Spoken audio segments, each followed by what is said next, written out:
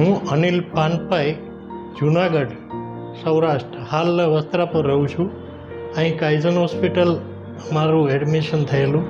આ કાઇઝન હોસ્પિટલનો મને એટલો સારો અનુભવ હતો કે આ સર્જરી માટે પણ હું અહીંયા જ હોસ્પિટલમાં આવ્યો, કારણ કે 2020માં મારી પેન્ક્રિયાટાઇટિસની એક્યુટ પેન્ક્રિયાટાઇટિસના મને પ્રોબ્લેમ હતો. એના માટેની સર્જરી પણ મેં અહીંયા કરાવેલી. આ પહેલાં હું 2 હોસ્પિટલમાં દાખલ થયેલો, ત્યાંથી મને પૂરતી સારવાર ન મળી તો અહીંયા મને કોઈએ રેફરન્સ આપ્યો અને હું દાખલ થયો. સાહેબ, 2020માં જ્યારે કોરોના શરૂ થઈ ગયો હતો એ સમયમાં આ હોસ્પિટલમાં મને 90 દિવસ સુધી ઇન્ડોર પેશન્ટ તરીકે રહેવું પડ્યું હતું. એટલી મારી હાલત સારી નહોતી અને એમાં મેજર સર્જરી કરીને હરિભક્તિ સાહેબ અને એમની ટીમે મને ખરેખર જીવતદાન આપ્યું.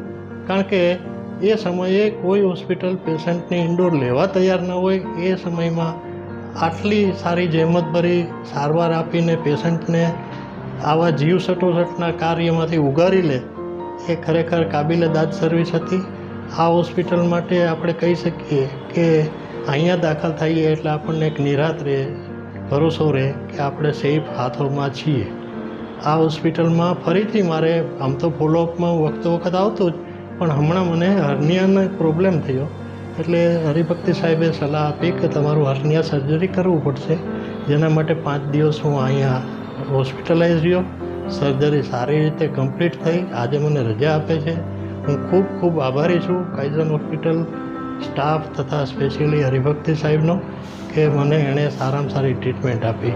આ હોસ્પિટલમાં આપણે દાખલ થઈએ એટલે આપણે એમ માનો કે સૌથી ગુજરાતની સારામાં સારી ટ્રીટમેન્ટ આપણને અહીં મળશે અને આપણને 100% ભરોસો રહે કે આપણું અહીંયા જીવન છે એ સેફ હાથોમાં છે.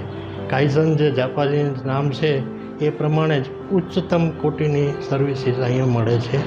હું આ હોસ્પિટલને મારા તથા મારા ફેમિલી વતી ખૂબ ખૂબ ઋણી છું. એ બાબત ઋણ સ્વીકાર કરું છું તથા આ હોસ્પિટલ ઉત્તરોત્તર ખૂબ પ્રગતિ કરે અને મારા જેવા પેશન્ટને આવા સમયે કે જ્યારે મુશ્કેલીભર્યો સમય હોય અને કોઈ તમારો હાથ પકડવા તૈયાર ન હોય ત્યારે પણ જો તમને આ હોસ્પિટલ સર્વિસ આપતી હોય તો આ હોસ્પિટલ વધુ ઉત્તરોત્તર બીજા ક્ષેત્રમાં પણ પ્રગતિ કરીને બધાને લાભ આપે એવી શુભેચ્છા.